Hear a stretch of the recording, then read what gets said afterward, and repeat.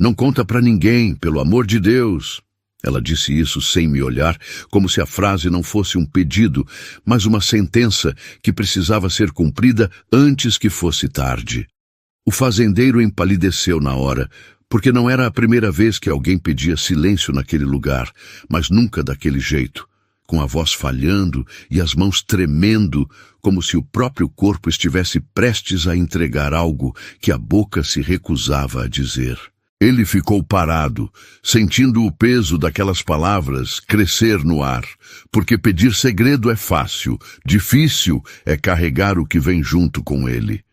E havia algo ali, algo que não combinava com o jeito dela, nem com a hora, nem com o fato de ter batido a porta quando o sol já tinha se escondido atrás das cercas.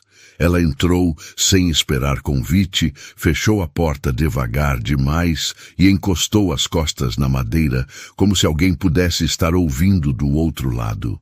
O cheiro de poeira misturado com suor frio fez o fazendeiro franzir a testa, tentando entender se aquilo era medo ou culpa.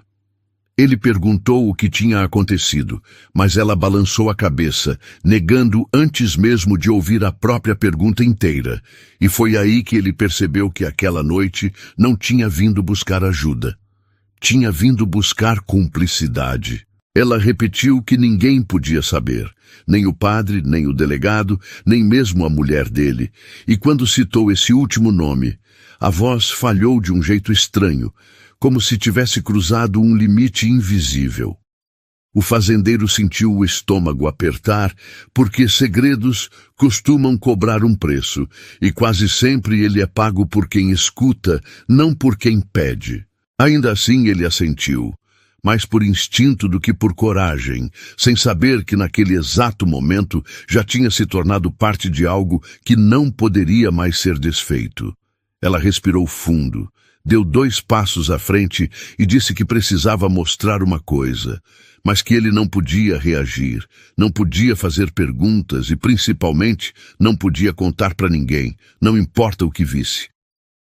Ela puxou a barra do vestido, não com pressa, mas com cuidado. Não havia nada de sensual naquele gesto. Era quase uma despedida de dignidade. Primeiro o joelho, depois a coxa, até que ele viu. E quando viu, engoliu seco. Não era uma ferida, era uma cicatriz, profunda, antiga e mal curada. E logo acima dela, uma palavra escrita à navalha: propriedade. O fazendeiro não perguntou nada, porque já tinha entendido tudo.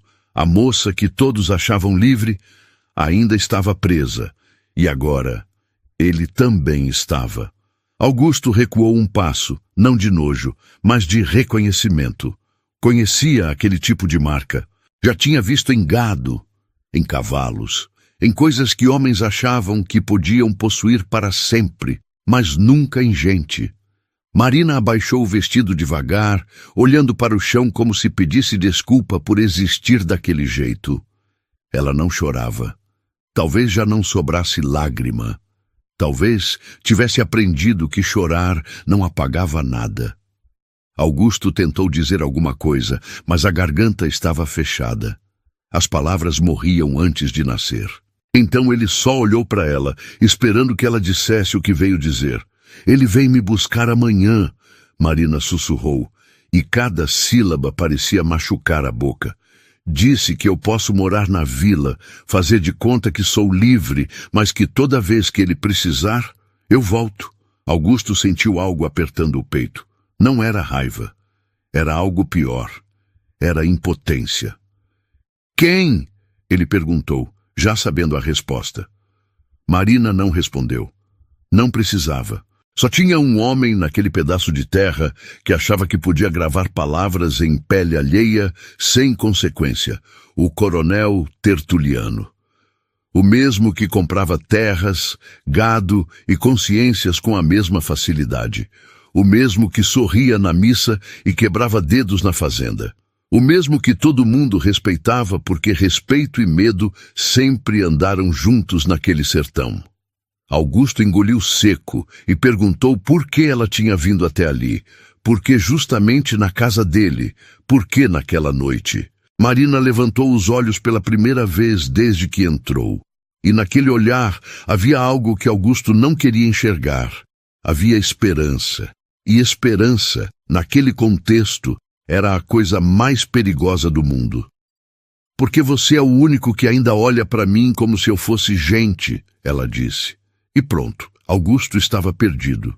A vida de Augusto sempre foi simples demais para caber dramas. Acordava antes do sol, cuidava das cercas, ajeitava o curral, voltava para casa quando o céu começava a amarelar. Sua mulher, Isabel, esperava com o jantar pronto e uma conversa que nunca dizia nada importante, mas que preenchia o silêncio de um jeito confortável. Eles não tinham filhos, nunca falavam sobre isso. Algumas feridas não precisam de nomes. Marina apareceu no vilarejo 6 meses atrás. Ninguém perguntou de onde veio. Gente que chega calada costuma ter motivo para isso. Ela arrumou trabalho na venda do seu antero, ajudava a pesar mantimentos, a limpar o balcão, a sorrir quando precisava. E sorria pouco. Augusto cruzava com ela toda quinta-feira quando ia buscar sal. No começo, trocavam só um aceno. Depois, bom dia. Depois, algum comentário sobre o tempo, sobre a seca que insistia em não passar. Nada demais. Mas Augusto notava coisas. Notava que Marina nunca usava vestido de manga curta. Notava que ela abaixava os olhos quando alguém falava alto. Notava que suas mãos tremiam quando pegava moedas de certos homens. E notava principalmente que toda sexta-feira ela desaparecia. Saía da vila na quinta à noite e só voltava no sábado de manhã, com olhos cansados e um jeito de quem tinha carregado o mundo nas costas durante a madrugada. Isabel comentou uma vez, enquanto lavava roupa no tanque. Disse que Marina devia ter algum compromisso. Talvez família, talvez dívida, talvez homem. Augusto não respondeu. Só ficou olhando para o horizonte, tentando não imaginar o que podia fazer uma mulher voltar sempre com os olhos mortos. Foi numa dessas quintas que ele viu. Estava voltando da cerca leste quando avistou uma carruagem parada na estrada velha. Reconheceu de longe. Era do coronel Tertuliano. Preta, grande, com cortinas vermelhas que pareciam sangue seco. E Marina estava entrando nela. Não foi empurrada, não foi arrastada. Entrou sozinha, como quem cumpre uma obrigação que já virou rotina. A porta se fechou. A carruagem seguiu. E Augusto ficou ali, segurando a cerca, sentindo algo estranho crescer no estômago. Ele não contou para Isabel. Não sabia o que dizer, não sabia nem o que pensar. Nos dias seguintes, tentou agir como se nada tivesse mudado. Mas tudo tinha mudado. Cada vez que via Marina na venda, cada vez que ela sorria educadamente, cada vez que ela entregava o troco com dedos que não paravam de tremer, Augusto sentia uma pergunta crescendo dentro dele. O que acontecia dentro daquela carruagem? E por que ninguém fazia nada?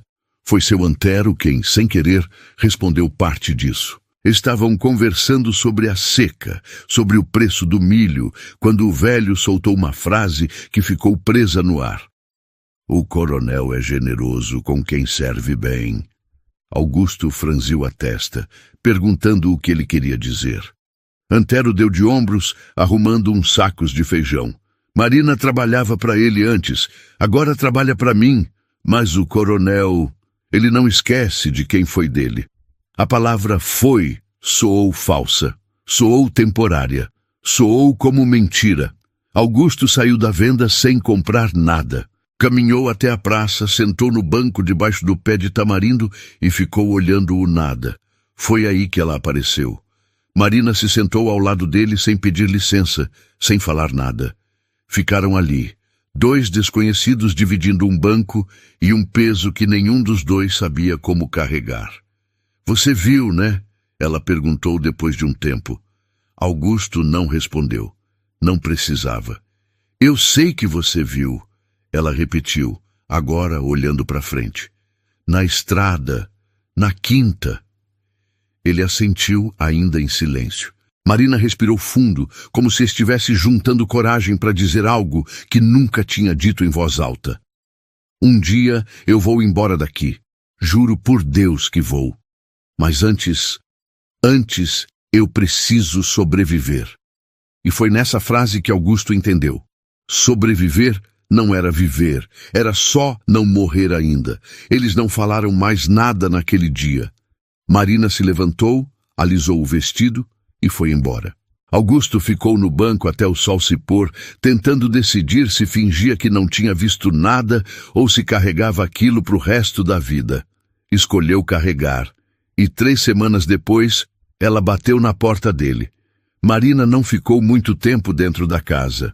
Talvez 10 minutos, talvez menos, tempo suficiente para mostrar a marca, para pedir silêncio, para deixar claro que amanhã seria o último dia dela na vila. Ele me deu 1 ano, ela disse antes de sair. Disse que eu podia tentar ser livre, ver se conseguia. Mas o ano acabou, e agora ele quer que eu volte, para sempre. Augusto perguntou o que ela ia fazer. Marina sorriu. Não era um sorriso feliz. Era um sorriso de quem já tinha desistido. Vou fazer o que sempre fiz. Vou obedecer. E saiu. Augusto ficou parado no meio da sala, olhando a porta fechada, sentindo o silêncio pesar como chumbo. Isabel estava dormindo no quarto. Não sabia de nada. E ele precisava decidir se contava ou se guardava. Guardou. Passou a noite inteira acordado, olhando o teto, ouvindo o vento bater na janela. Pensou em Marina. Pensou na cicatriz. Pensou na palavra propriedade gravada como sentença. Pensou no coronel Tertuliano, no jeito que ele cumprimentava todo mundo na missa, no jeito que ele ria alto, no jeito que ele tratava pessoas como coisas. E pensou, pela primeira vez na vida, se valia a pena ser homem de bem num lugar onde homens de bem nunca faziam nada. Quando o sol nasceu, Augusto já tinha tomado uma decisão. Não ia deixar Marina voltar, mas não sabia como. Foi até a venda cedo, antes de qualquer um acordar. Marina estava lá, arrumando as prateleiras como sempre, como se aquele fosse só mais um dia. Ela olhou para ele e soube. Soube que ele ia tentar alguma coisa estúpida. Não faz isso, ela disse antes que ele abrisse a boca. Não se mete nisso. Augusto se aproximou, baixou a voz. Tem que ter um jeito. Não tem. Sempre tem. Marina balançou a cabeça cansada. Você não entende. Ele não vai deixar. E se você tentar, ele quebra você também.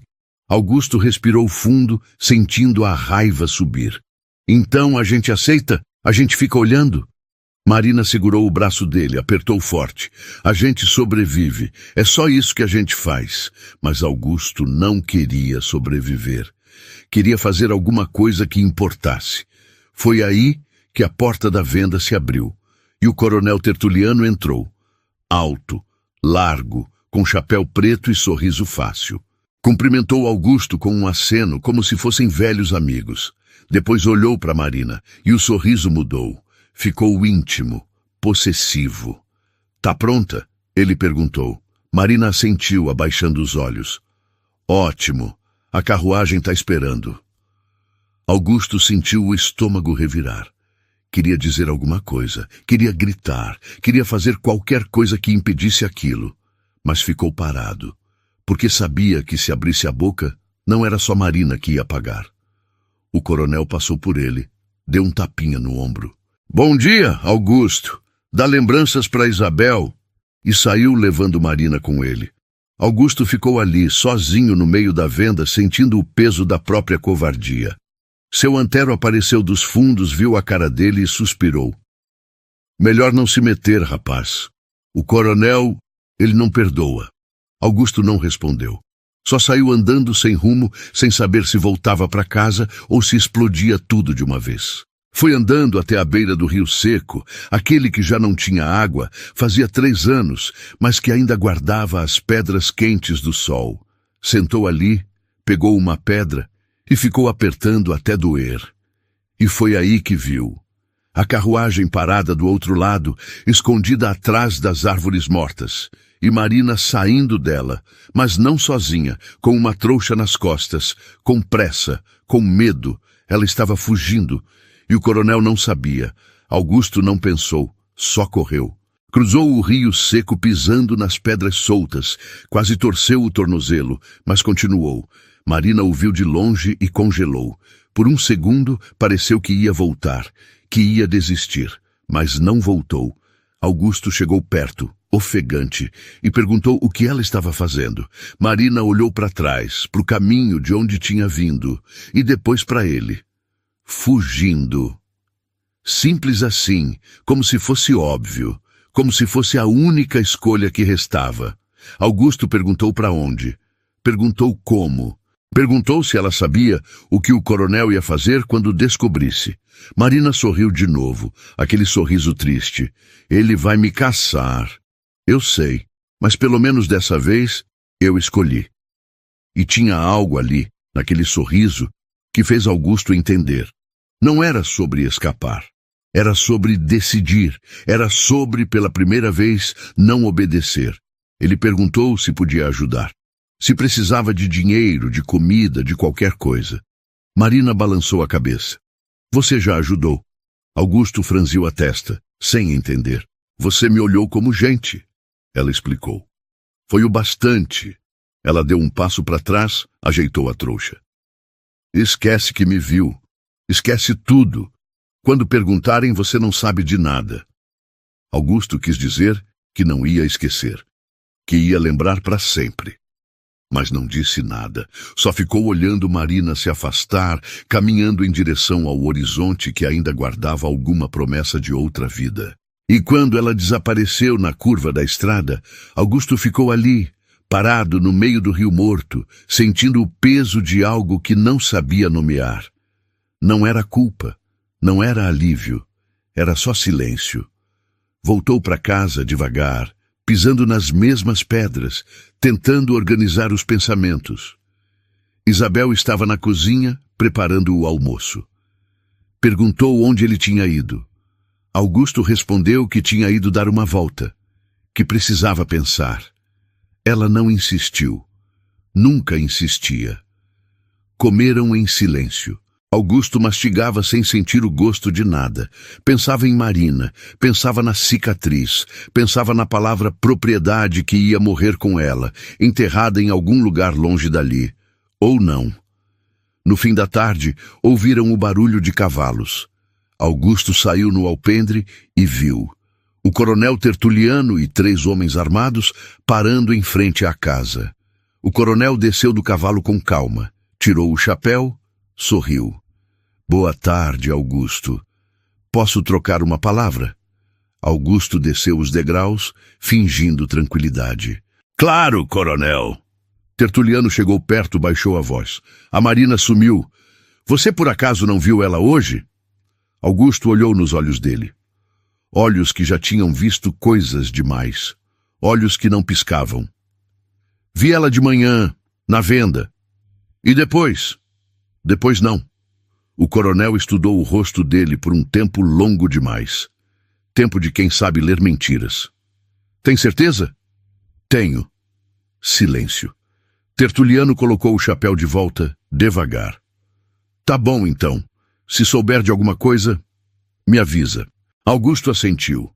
O coronel subiu no cavalo, mas antes de ir embora, olhou para trás. Sabe, Augusto, tem gente que acha que pode fugir.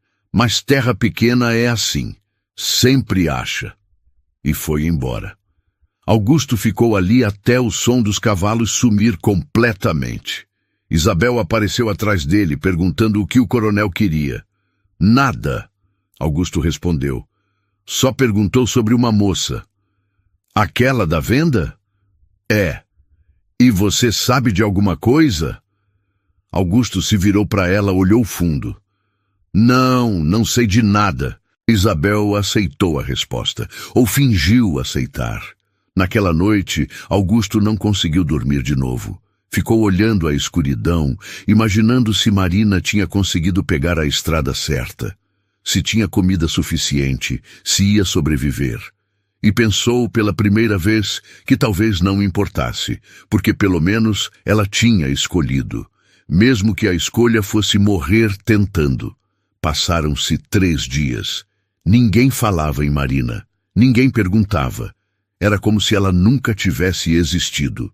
Seu Antero colocou um cartaz procurando ajudante. A vida seguiu. O sol continuou queimando. A seca continuou matando. Mas Augusto carregava algo diferente agora. Carregava a certeza de que tinha mentido. De que tinha escolhido um lado. De que, pela primeira vez, tinha deixado alguém fugir sem entregar. E não sabia se isso o fazia cúmplice ou covarde. Talvez as duas coisas. Na quinta-feira seguinte, Augusto foi até a venda buscar sal. Olhou para a prateleira onde Marina costumava ficar. Estava vazia. Olhou para a porta. Imaginou ela entrando, sorrindo daquele jeito cansado. Mas ela não entrou. E nunca mais ia entrar. Augusto pagou o sal, agradeceu e saiu. Passou pelo banco debaixo do tamarindo. Parou, sentou.